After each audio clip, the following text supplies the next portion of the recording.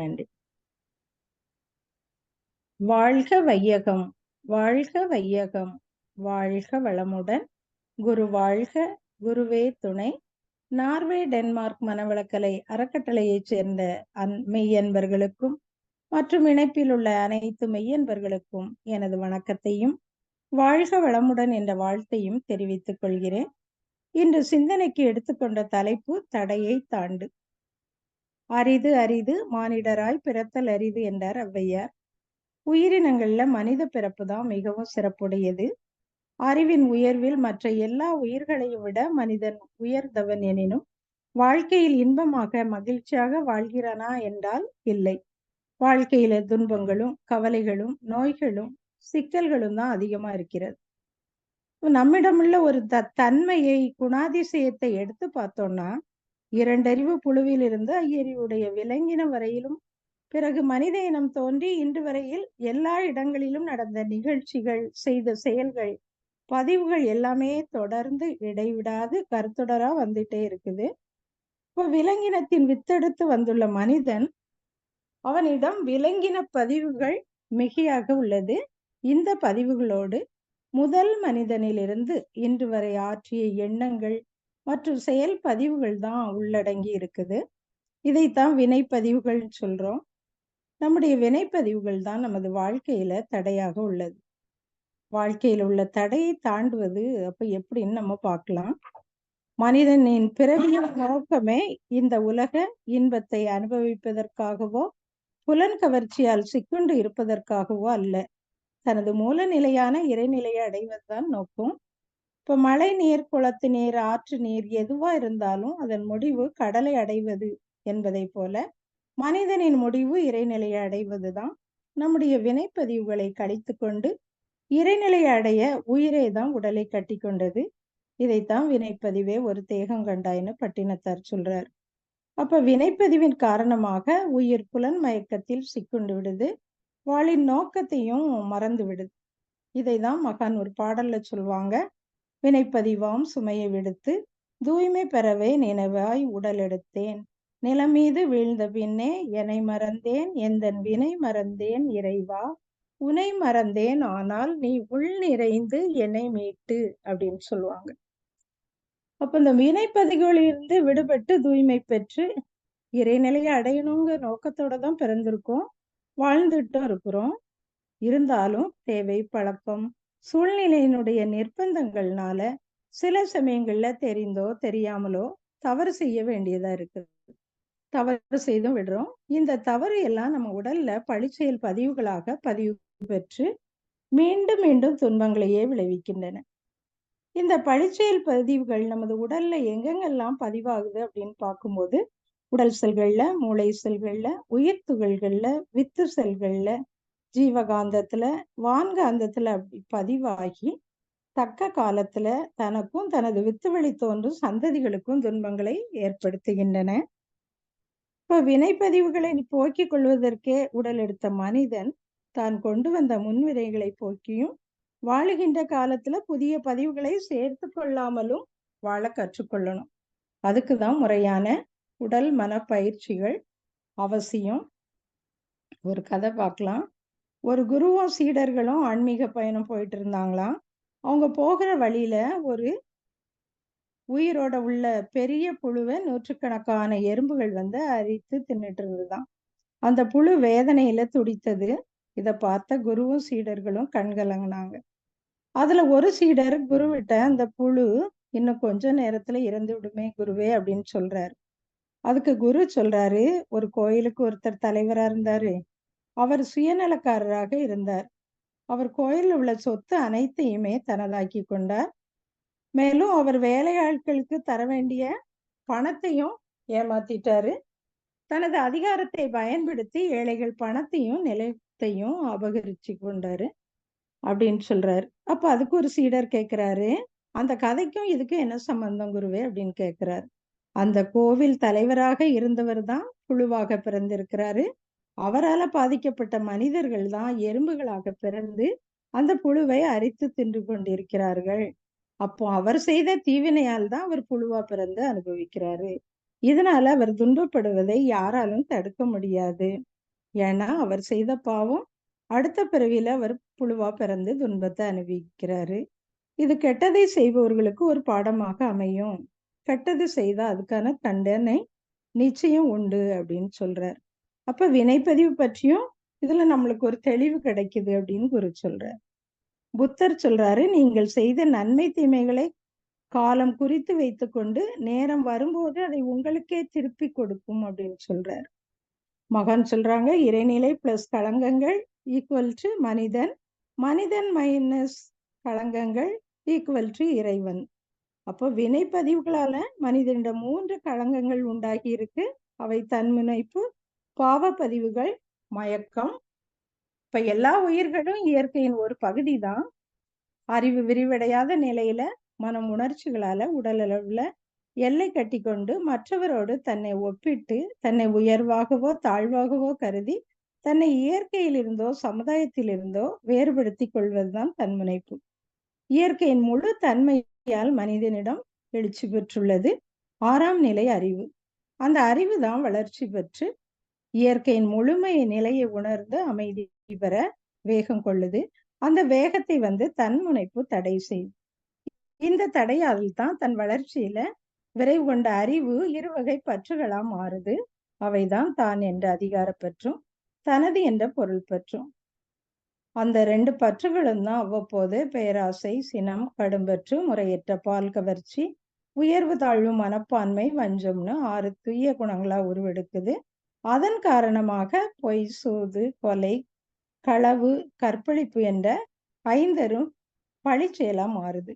அப்போ மனிதன் உணர்ச்சி வயப்பட்டு செயல் புரியும் போது தனக்கும் பிறருக்கும் துன்பங்களே விளைகின்றன. அந்த துன்பம் விளையும் செயல்களை தான் பாவம் என்றும் பழிச்செயலும் சொல்றோம். அறிவின் குறுகிய நிலையால தான் தன்முனைப்பும், தன்முனைப்பால் பழிச்செயல்களும் பெருகும் போது அறிவு சீர்குலைகிறது, விளக்கமின்றி மயக்க நிலையும் பெறுது. இதுதான் மாயை அல்லது மயக்கம். இந்த 3 களங்கங்களால் நம்முடைய கர்மையும் கலங்கப்பட்டு நம்முடைய பிறவித் தொடர் நீள்கிறது. மகான் ஒரு கவியில சொல்றாங்க, தன்முனைப்பு 6 குணம், பஞ்சமகா பாவம், தயவின்றி பிறருடைய சுதந்திரம் பறித்தல், வன்முறைகள், வீண் செலவு, பிறர் பொருள் கவர்தல், வாழ்வினிலே பெண்ணினத்தை வருந்தவிடல், மேலும் முன்பிறவி பதிவுகளில் தீமை கண்டு திருந்தா முறையினிலே பழக்க வழிவாழ் சோம்பல் தன்மை, இன்னும் பல துன்பம் நிறை பிறவிகட்கும் வித்தாம், இறைநீதி உணர்ந்து கருமைய தூய்மை பெறுவோம் அப்படின்னு சொல்றாங்க. இப்போ ஒரு விதையை நம்ம முளைக்க போட்டோம்னா அது 4 நாள்லயோ 4 வாரங்கள்லயோ அது முளைக்கிற மாதிரி ஒரு செயலை செய்தா அந்த செயலுக்குரிய ஒரு விளைவு நிச்சயமா உண்டு. இறைநிலைக்கு அப்பாலோ தெரியாமலோ எந்த செயலையும் நம்ம செய்ய முடியாது. செயலுக்குள்ளாகவே இறைநிலை இருந்து கொண்டு செயலுக்கான விளைவை சுருக்கி வைத்திருக்கு. அப்ப அந்தந்த சூழ்நிலை வாய்க்கும் போது மன அலைச்சூழல் மூலமாக எண்ணமாகவும் உடல் சிற்றறிகள் மூலமாக செயல்களாகவும் நாவின் மூலம் சொல்லாகவும் அது எடுத்துக்காட்டுது. இப்போ ஒரு பந்தை வீசும் போது அதை ஏதாவது ஒரு பொருளை தட்டுத்தா அந்த பந்து திரும்பி வரும். அப்ப தடை இல்லைன்னா அது நேரா போய்கிட்டே இருக்கும். எங்க அதனுடைய வேகம் நிற்குதோ அங்க போய் தான் பந்து நிற்கும். அதுபோல எண்ணம் என்பது அலையாகையால் அது பிரபஞ்சம் எங்கும் பரவி இறைநிலையிடம் போய் சேருது. இறை ஆற்றல் ஒவ்வொருத்தருக்குள்ளேயும் இருந்து இயங்கி கொண்டிருக்கிறது.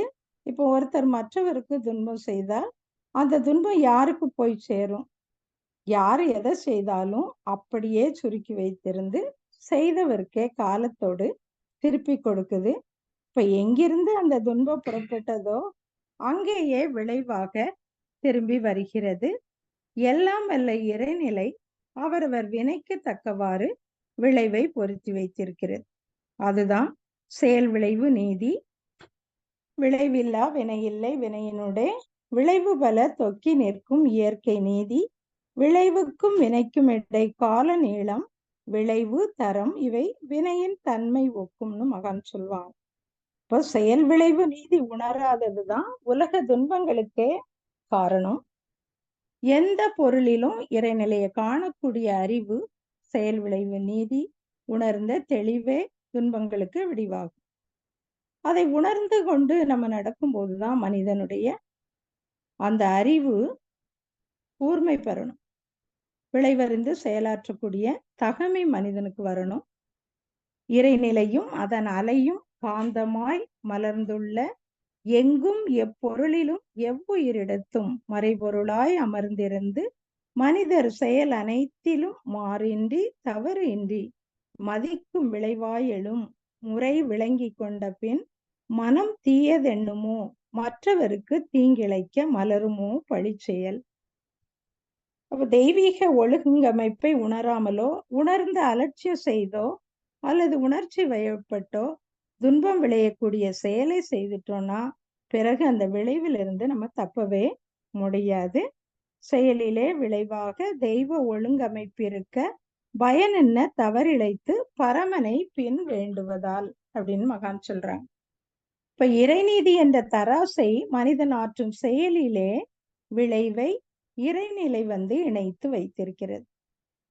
மனிதன் ஆற்றும் ஒவ்வொரு செயலுக்கும் தக்க விளைவுகளை தவறாமல் அளிக்கக்கூடிய நியதி அது இறைநிலை தன்னகத்தை வைத்திருக்கு. இப்ப திருவள்ளுவர் சொல்வாரு, பிறருக்கின்னா முற்பகல் செய்யின் தமக்கின்னா பிற்பகல் தானே வரும் அப்படின்னு. அதே மாதிரி தீதும் நன்றும் பிறர் தரவாரா அப்படின்னு கணியம் பூங்கொன்றனார் சொல்றாரு. எவரும் எவருக்கும் எத்தகைய கெடுதலும் அவர் விருப்பம் போல செய்துவிட முடியாது. ஒவ்வொருத்தட்டையும் வினைப்பயன் பதிவுகள் இருக்கு. அந்த பதிவுகளை வெளியாக்கி தூய்மைப்படுத்த வேண்டியதுதான் இயற்கையின் நியதி. அப்ப தனது தவறான செயல்கள் மூலமாகவும் தனக்கு துன்பம் விளைந்து வருந்தி அந்த பதிவுகளை நேர் செய்யப்படலாம். பெரும்பாலும் இயற்கை வேற்று மனிதர் செயலின் மூலமே அந்த பதிவுகளை வெளிக்கொண்டு வருது. ஒருத்தர் இன்னொருவருக்கு தீமை செய்கிறார் அல்லது துன்பம் அளிக்கிறார் என்றால் இயற்கை ஒருவருக்கு வினைப்பதிவை வெளிக்கொணர இன்னொருத்தரை கருவியா உபயோகிக்கிறது அப்படிங்கிறது தான் பொருள். அப்ப தீமை செய்தவர் தானே விரும்பி இன்னொருத்தருக்கு துன்பம் அளித்தார் என்று கொள்வதை விட துன்பம் கண்டவர் இந்த வினைப்பதிவை இன்னொருத்தர் இயற்கையின் ஒருங்கிணைந்த பேராற்றலின் உந்துதலால் வெளிக்கொணர்ந்து நேர் செய்துட்டாரு என்று கொள்வதுதான் சரியான விளக்கம். அப்ப தனது வினைப்பதிவை இன்னொருவர் மூலமாக துன்பமாக விளைந்தது என்று உணர்ந்து கொண்டால் பிறர் மீது வெறுப்பு எவ்வாறு எழும்? வெறுப்பே எழாது. இப்ப நம்முடைய வினைப்பதிவை நீங்க அந்த குருவினுடைய பார்வை, குருவினுடைய நினைவு, குருவினுடைய சொல் ஒரு மனிதனுக்கு தேவையா இருக்குது. குரு எல்லாம் வல்ல தெய்வ நிலையை உணர்ந்தவர், ஒருவரது குற்றங்களை களைந்து அறிவை தூண்டி விடுபவர். யார் ஒருவர் ஓய்வு பெற வேண்டும் என்று நினைக்கிறார்களோ பெற வேண்டும் என்று அவர் நினைக்கும் போது அவர் இறைவனை குருவை தேடும் போது கட்டாயம் ஒரு குருவை அவருக்கு கொடுத்துரும்.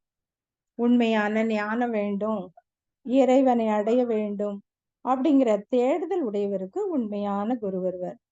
ஒரு மனிதனுடைய கர்மா, அவருடைய செயல், அவருடைய சிந்தனை, அவருடைய தெளிவு, அவனுடைய அறிவு வேகம் அவனுக்கு உயர்வு நாட்டத்தை கொடுத்தது. அதுவே குருவையும் கொண்டு கொடுத்துரும். காலத்தாலே அந்த குருவினுடைய பார்வை, சொல் இவைகள் எல்லாமே சாதகனுடைய உள்ளுணர்வை தூண்டிவிடுது. நமக்கு நல்ல பதிவு இருந்ததுனாலதான் நம்மளுக்கு நல்ல குரு கிடைச்சிருக்காங்க. நம்முடைய இன்ப துன்ப உணர்வுகள், நம்முடைய சிந்தனை இதனை கொண்டே உட்கார்ந்து அதற்கு உரிய முறையில் ஆராய்ச்சி செய்து அவரவர்களே தெரிந்து கொள்ள வேண்டியதுதான். இப்ப நம்முடைய வினைப்பதிவின் வழியே செயல்படும் பழைய பழக்கத்தை நம்ம மாற்றிக்கொள்ள பயிற்சி வேணும். அப்ப எண்ணத்தினாலோ அல்லது எண்ணிய உடனே அதை மாற்ற முடியாது. அப்ப அதை திட்டமிட்டு கொஞ்சம் கொஞ்சமா தான் மேல்பதிவு கொடுத்து மாற்று கொடுத்து அதன் பிறகு நம்ம மாற்ற முடியும். அதனாலதான் திருவள்ளுவர் சொல்வாரு, நுண்ணிய நூல் பல கற்பினும் மற்றந்தன் உண்மை அறிவே மிகும்.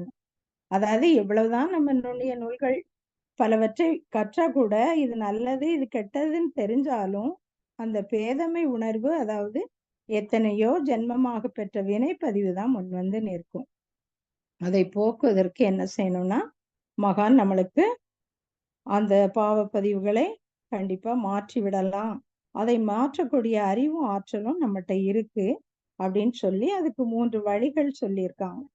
பிராயச்சித்தம், உணர்ந்து திருந்தி அளித்தல், அல்லது மேல்பதிவு, பழிச்செயல் பதிவு முறிவு, அல்லது சமன் செய்தல். இப்ப பிராயச்சித்தம்னு பார்க்கும்போது தீமைகளை நீக்கி நல்ல காரியங்கள்ல ஈடுபடுதல், தான் செய்த தவறை உணர்ந்து வருந்தி செய்த தவறால் துன்பப்படுபவர்களுக்கு ஆறுதல் கூறுவது, இழப்பீடு செய்வது, மன்னிப்பு கேட்டுக்கொள்வது என்ற வகையில நம்ம நிறைவு செய்யும் செயல்தான் பிராயச்சித்தம். இப்போ ஒரு குடும்பத்துல ஒரு பையன் அம்மா அப்பா சொல்றத கேட்க மாட்டேங்க.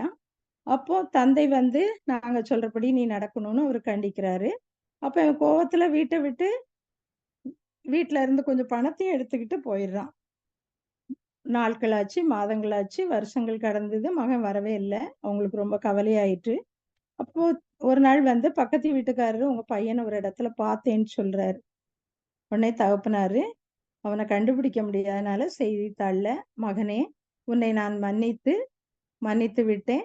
நீ வீட்டுக்கு வா. நாங்கள் உன்னை காண ஆவலா இருக்கோம்." அப்படின்னு ஒரு விளம்பரத்த குடுக்குறாரு. இத பார்த்த உடனே மகன் வந்து, "தந்தை நம்மள மன்னிச்சுட்டாரு." அப்படின்னு மகிழ்ச்சியில வந்துடுறான்.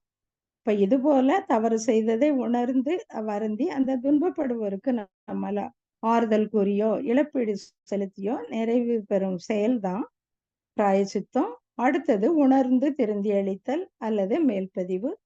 ஏற்கனவே ஒரு செயல்னால செய்யப்பட்ட தீய பதிவை இன்னொரு நற்பதிவு செய்து, நம்ம அதுக்கு முன்னால் செய்த செயல் செயல் வந்து செயல்பட முடியாம செய்றதுதான் மேல்பதிவு. இப்ப சில தவறான செயல்கள செய்திட்டனால அதன் விளைவா நோய் வரும். அப்ப அதுக்கு பத்தியத்தோட மருந்து உண்டோ, அதுக்கு முறையான பயிற்சி மகான் குடுத்திருக்காங்க. அந்த பயிற்சிகள் எல்லாம் நம்ம செய்தோ அத சரி செய்துக்கலாம். இதுதான் உணர்ந்து திருந்தி அளித்தல். அதே மாரி மனவளக்கலைக்கு வர்றதுக்கு முன்னால நான் வெஜிடேரியன் சிலர் சாப்பிட்டுருப்போம். அப்போ இதே போன்ற அந்த நினைவலைகளை எல்லாம் நம்ம பதிவு செய்து செயல் திருத்தம் பெற்று வாழ்வதன் மூலமாகவும் பழிச்செயல் சிலவற்றை நம்ம போக்கிக் கொள்ள முடியும். அப்ப அந்த பதிவுகள்ல தான் 6 குணங்களும் வருது. 5 பழிச்செயல்களும் வருது. அப்ப இவற்றை அந்த அருகுண சீரமைப்பு என்னும் பயிற்சி மூலம் அகத்தாய்வு செய்து ஒழுங்குபடுத்திக் கொள்ளலாம். அடுத்தது பழிச்செயல் பதிவு முறிவு அல்லது சமன் செய்தல். அப்ப அகத்தவ பயிற்சி மூலமே நம்ம மனதை உயிர்ல ஒடுக்கி அந்த உயிர்நிலை அறிந்து ஆன்ம உணர்வு முதல்ல பெறணும். அதுக்காக தான் மகான் துரியாதீத தவம் கொடுத்திருக்காங்க. துரியாதீத தவத்துல நம்ம சுத்த வெளியில ஒடுங்கி இறை உணர்வை பெற வேண்டும். அப்ப இந்த நிலையில இன்ப துன்ப உணர்வுகள்ல சிக்கி தவித்துக் கொண்டிருக்கும் உண்மையை அறிந்த மனிதன் இறை உணர்வு பெற்ற பிறகு மனம் இறைவழியோடு லயமாகி நிற்கிற அந்த உயர்வு நம்மளுக்கு கிடைக்குது. உயர் பேறு கிடைக்குது. அப்ப அறிவோ தூய்மையான அந்த மெய்ப்பொருளோடு ஒன்றி நிற்கக்கூடிய இறை உணர்வு பெற்று செயல் விளைவை மதித்து எந்த உயிருக்கும் தீங்கு செய்யாத விழிப்புணர்வோடு நம்ம செயலை செய்து வரக்கூடிய பண்பு நம்மளுக்கு ஏற்படுது. அப்ப இங்க பழிச்செயல் பதிவுகள் புதிதா தோன்றாது. முன்பு இருந்த பதிவெல்லாம் அடியோட முறிஞ்சிரும். இந்த உண்மையைத்தான் திருவள்ளுவர் சொல்றாரு. இருள் சேர் இருவினையும் சேரா இறைவன் பொருள் சேர் புகழ் புரிந்தார் மாட்டுன். அதே மாதிரி ஆண்டாள் பாசுரத்துல தூயோமாய் வந்து நாம் தூமலர் தூவித் தொழுது வாயினால் பாடி மனத்தினால் சிந்திக்க போய பிழையும் புகு தருவான் நின்றனவும் தீயினில் தூசாகும் செப்பையலோர் எம்பாவாயின்னு சொல்றாங்க. மகான் சொல்றாங்க, தவநெறியும் அறநெறியும் பற்ற தருக்கென்ற தன்முனைப்பு குன்றி போகும் பவவினைகள் புதிதியலா முன்னம் செய்த பதிவுகளும் மறைந்து மெய்ப்பொருளும் காணும். சிவநிலையை சீவநிலையை உணர்ந்து கொண்டால் சிறுமை தரும் மனமயக்க மாயையேது எவரெனினும் இவ்வழியால் என்று உய்ய ஏது வழி வேறுலகில் எண்ணிப்பாரீர் அப்படின்னு சொல்றாங்க. அப்போ கர்வம் தொடரா வந்த முன்வினையைத்தான் சஞ்சித கர்மம் என்னும், இந்த பிறவியில செய்த வினைவியை பிராரப்த கர்மம் என்றும், இந்த 2 வினைகளிலிருந்து வரக்கூடிய செயல்களின் பதிவுகளை ஆகாமிய கர்மம்னு சொல்லியிருக்காங்க. அப்ப நம்ம ஆக்கினை தவம் ஏற்றினால் ஆகாமிய கர்மமும், துரிய தவம் ஏற்றினால் ஆகாமிய கர்மமும் பிராரப்த கர்மமும், துரியாத தவம் ஏற்றினா ஆகாமிய கர்மமும் பிராரப்த கர்மமும் சஞ்சித கர்மமும் நம்மளுக்கு நீங்குது. இதைத்தான் திருமூலர் சொல்றாரு. தன்னை அறிந்த தத்துவ ஞானிகள் முன்னை வினையின் முடிச்சை அவிழ்ப்பார்கள், பின்னை வினையை பிடித்து பிசைவார்கள், சென்னியில் வைத்த சிவன் அருளாலே அப்படின்னு. அப்போ பாவப்பதிவினுடைய அடையாளம் தான் உடல்லே நோய், உள்ளத்திலே களங்கம், மனதிலே குழப்பம், வாழ்க்கையில் சிக்கல்.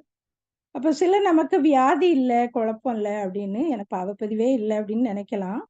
ஒரு செடி முளைச்சு வளரும்போதுதான் இலை, பூ, காய், கனியின் தன்மை எல்லாம் தெரியும். அதுபோலதான் நம்ம உடல்ல உள்ள செயல் பதிவுகள் கூட அந்தந்த காலத்திலே, வயதிலே தொடர்பு வரும்போதுதான் அது துன்பமாகவோ, நன்மையாகவோ தெரிய வரும். இப்போ பாவ பதிவின் சின்னம்தான் அந்த உடலே அப்படின்னா கூட, நம்ம இந்த வினையிலிருந்து விடுதலை பெற்று, வினை தூய்மை, மன தூய்மை பெற்று இறைவனோடு கலக்க வேண்டும் என்ற சிந்தனை பெரும்பாலோருக்கு இருக்கு. அதுக்கு கண்டிப்பா மன உறுதியும், விழிப்பு நிலையும், பொறுப்புணர்ச்சியும் தேவை. அப்போ அதுக்கு பிறகு நம்ம அன்றாட வாழ்வுல நமது மனம் மொழி, செயல்களை நலம் தரும் முறையில திட்டமிட்டவாறு செயல்படுத்தணும்.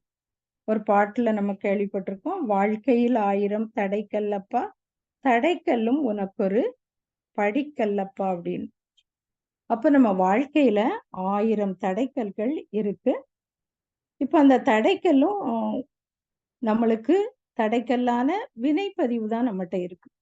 அந்த பாவ பதிவுகள் நம்மளுக்கு வாழ்க்கையில எந்த செயல் செய்தாலும் சரி, இப்போ ஒரு தொழில் செய்தாலும் சரி, ஒரு படிப்பை எடுத்துக்கிட்டா கூட சரி, அதுலயும் ஒரு தடங்கல் வரும். அப்போ உடனே நம்ம சொல்லுவோம், இவனுக்கு படிக்கிறதுக்கு அவனுக்கு நேரம் சரியில்ல, அதனால அவனுக்கு படிக்க முடியல, இந்த தொழில் நல்லா இல்ல அப்படின்னு சொல்லுவோம். அப்போ அந்த தடைக்கல்லையும் நம்ம படிக்கல்லா வச்சுக்கிட்டு மகரிஷி நம்மளுக்கு அருமையான நம்முடைய மகான் ஒவ்வொரு பயிற்சிகளையும் கொடுத்திருக்காங்க. அப்போ நம்ம தவமும் அறவும் செய்து அந்த வினைப்பதிவை நீக்க நம்ம முயற்சி செய்யணும். சிலர் சொல்லுவாங்க விட்ட குறை தொட்ட குறைன்னு. அதுக்கு நிறைய மீனிங் இருக்கு. இப்ப நம்ம முற்பிறவியில செய்த வினைப்பதிவோ தான் நல்வினையோ தீவினையா நம்மளுக்கு விட்ட குறை தொட்ட குறையா அடுத்த பிறவிலையும் தொடர்ந்து வருது. இப்போ ஒரு பக்தர் ரமண மகரிஷிட்ட கேட்கிறாரு, பிராரப்த வசமாகவே யாவும் நிகழுமெனில் தியானத்திற்கு இடையூறாக சம்பவிக்கும் தடைகளை கடப்பது எவ்வாறு அப்படின்னு கேட்டாராம். அதுக்கு ரமண மகரிஷி சொன்னாங்களாம், பிராரப்தம் என்பது வெளிமுகத்திற்கே ஒழிய உள்முகத்திற்கு அன்று.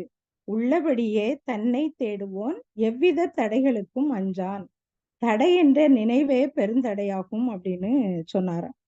அப்போ முதல்ல நம்ம வினைப்பதிவு இவ்வளவு இருக்கு அப்படின்னு நினைச்சிட்டு நம்ம மலைப்பு கொள்ளாம அந்த தடையை ஒரு பொருட்டா நினைக்காம நான் யார் அப்படிங்கிறத மகானுடைய அகத்தாய்வை பயிற்சியை நம்ம செய்து முழுமையா நம்மளை உணரணும். அப்போ இந்த வினையை தடையாக நினைக்காம தவமும் மரமும் செய்துட்டே இருக்கணும். இறைவனும் தானும் ஒன்றாக இருக்கக்கூடிய அந்த உண்மை நிலையை உணர்ந்து இறைவனை அறியாத முன்னம் செய்த தவறுகள் எல்லாம் நீங்கி இறைநிலை தான் நான் அப்படின்னு ஒரு விரிந்த நிலையிலே வரும்போதுதான் இனி மனுஷன் தவறை செய்ய மாட்டான். அப்ப எந்த தவறுமே எழாது. ஏன்னா முழுமையா உணர்ந்த பிறகு தவறு செய்யக்கூடிய வாய்ப்பு வராது. இறை உணர்வால் அந்த தன்முனைப்பு அற்றபோது அப்படியே முன்னால செய்த தவறுடைய பதிவு எல்லாமே அழிந்து போகும். உதாரணமா பார்த்தோம்னா, ஒரு கழிவுநீர் கால்வாய் சமுத்திரத்துல போய் சேர்ந்து விட்ட பிறகு தன் மாசுலாம் நீங்கி சமுத்திரமாகவே ஆக்கிவிடும். அதுபோலதான் நாமும் இறைநிலையோடு சேர்ந்து விட்ட பிறகு தீய வினைகளை நம்ம நீக்கிடலாம். இதுக்கு அகத்தவம், அகத்தாய் பயிற்சி, மௌனம் மூலம் நம்ம சிந்தித்து உள்நோக்கி நம்ம மன தூய்மை பெற வேண்டும். பாரதியார் சொல்வாரு, செய்கதவம் செய்கதவம் நெஞ்சே தவம் செய்தால் எய்த விரும்பியதை எய்தலாம் என்று. கிருஷ்ண பரமாத்மா கீதையில சொல்றாரு, தியானம், யோகா செய்தல், நூல்களை வாசித்தல், உடற்பயிற்சி செய்தல், சேவை செய்தல் என்று 4 விஷயங்களை செய்யும். அப்போ நம்முடைய தகமை, திறமை, தவறு, தேவை இதையெல்லாம் நம்ம சரியானபடி கணித்து கொண்டு சிந்தனையோடு திட்டமிட்டு விடாமுயற்சியோடு தவமும் அறமும் செய்து செயலாற்றினால் வெற்றி நிச்சயம். எந்த தடையும் நம்ம தாண்ட முடியும்.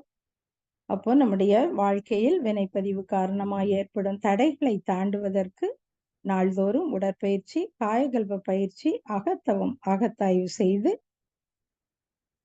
கருமையத்தை தூய்மை செய்து இறை உணர்வு பெற்று வாழ்வில் எல்லா நலனும் பெற்று சிறப்பாக வாழ்வோம் என்று கூறி எனக்கு பேச வாய்ப்பளித்த நார்வே டென்மார்க் மனவளக்கலை அறக்கட்டளை மெய்யன்பர்களுக்கும் மற்றும் இணைப்பில் உள்ள அனைத்து மெய்யன்பர்களுக்கும் எனது நன்றியை தெரிவித்துக் கொள்கிறேன். வாழ்க வளமுடன். வாழ்க வளமுடன்.